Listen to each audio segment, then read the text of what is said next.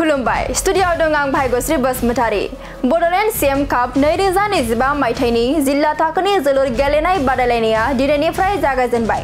क'क्राझार जिल्लानि सिङाव थानाय सिम्बोरगाव गोजौ फरायसालि गेवलां गेलेग्रा फोथाराव दिनै जिल्ला थाखोनि गिबि खेबनि बड'लेण्ड सीएम काप जोलुर बादायलायनाया खुंफुंजायो।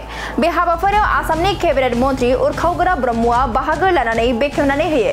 लोगोसे बे हाबाफारियाव गाहाय आलासि महरै बाहागो लाबावो एमएलए लरेन्स इस्लारि, इउपिपिएल क'क्राझार जिल्ला थाखोनि सोद्रोमाफोर आरो बिआबनि गोबां सोद्रोमाफोरा। प्रथमबाৰৰ কাৰণে 2025 পৰা বডলেণ্ড सीएम কাপ ফুটবল টুৰ্নামেণ্ট আৰম্ভ কৰা হৈছে।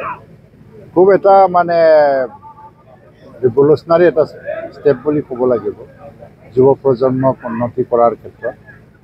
উদ্দেশ্য হ'ল যে গাঁৱে ভূঞে লুকাই থকা যিটো ফুটবল টেলেণ্ট, স্পৰ্টছ টেলেণ্টটো আমি উলিয়াই আনিব লাগে।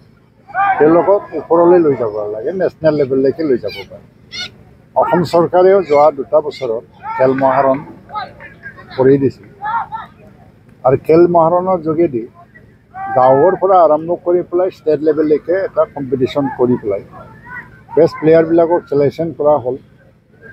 আমাৰ খুব সৌভাগ্যৰ কথা, কোকৰাঝাৰ জিলাৰ পৰা খেল মহাৰণৰ জৰিয়তে 14 জন খেলুৱৈ অলৰেডি চিলেকশ্যন হৈ পেলাই এটা হায়াৰ লেভেল কোচিং কেম্পত কোচিং লৈ আছে।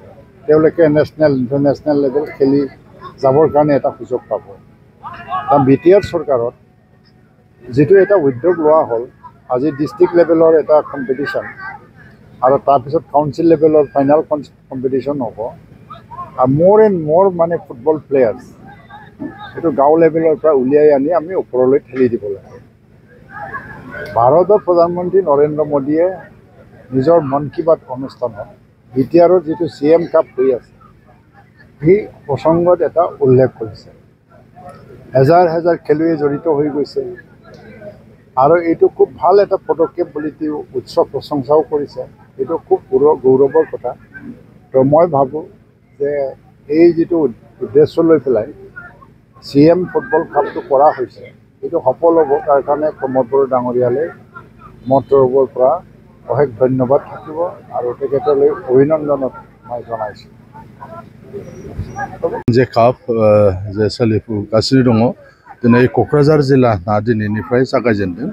क'क्राझार जिल्लायाव जोंहा गासै 12टा टीम जागोन, मानोना 12टा जोंहा समष्टि दङ। बे क'क्राझार जिल्लानि जे अर्गानाइजिं कमिटि बिनिनो मासिगिरि हिसाबै आंनो बिबानखौ होनाय जादों आरो जोङो दिनै सिम्बोरगाव हायार सेकेन्डारि स्कुलनि गेलेग्रा फोथाराव दिनैनिफ्राय बे खेलाखौ जागायनाय जादों। आरो रायजो राजाफ्रा जोबोद मोजां मोनदों, मानोना दिनै काउन्सिलाबो दिनै CM काप होननानै काउन्सिल लेभेलाव बेबायदि फुटबल जे बादायलायनाय बे बादायलायनायखौ दिनै खुंदों आरो जे बाथ्राखौ दायो ओरैबायदि फोसावजाबाय बा मिथिजाबाय जोंनि बे खेलाया थाङै थांनानै दिनै भारतनि गाहाय मन्थ्रि बिथाङा थांनाय दाननि थांनाय रबिबारखालि बिथाङा गावनि जे मन की बात बे मन की बातआव दिनै बिटिआरनि जे CM काप बे कापखौ बिथाङा रायखांदों।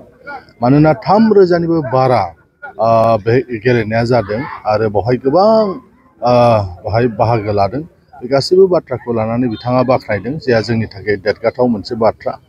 दिनै जोंनि बिटिआर हालामाव फुटबलखौ जोबोद गोसो होनानै जे बेवहाय प्लेयार्सफ्रा गेलेयो, रायजो राजाफ्राबो बेखौ अनसायो, बे बाथ्राया दिनै भारतआव स्पष्ट भाबै दिनै बेरखांदों।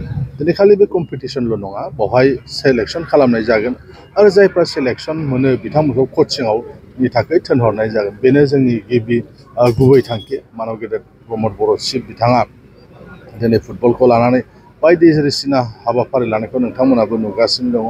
बेनिखायनो दिनैनि बे CM जे काप बे ओरैनो बादायलायनायल' नङा, बेवहाय मोनसे थांखि दङ जाहाथे जोंनि मोजां प्लेयारफोरखौ सायख'नानै कचिं होनो हायो आरो बिसोरो जोंनि काउन्सिलनि, जोंनि रायजोनि, हादरनि जानानै जाहाथे बिथांमोना गेलेनो हायो, नेसनेल इन्टारनेसनेल प्लेयार्स जानो जाहाथे हायो, बिनि थाखाय नैबे काउन्सिलनिफ्राय बेखौ नाजानाय जादों।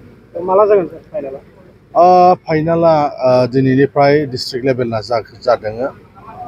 फाइनालखौ माने दा गासैबो डिस्ट्रिक्टआ खुंफुंजोबनायनि उनाव जोंनि क'क्राझारनि साइ स्टेडियामावबो फाइनाला जागोन आरो सेमि फाइनाल क्वार्टार फाइनालखौ दा जाबाय थानाय बे सिम्बोरगाव हायार सेकेन्डारि स्कुलनि गेलेग्रा फोथाराव आरो बनरगावआव थानाय खाग्राबारिनि जे गेलेग्रा फोथार बे मोननै फोथारखौ सायख'नाय जादों।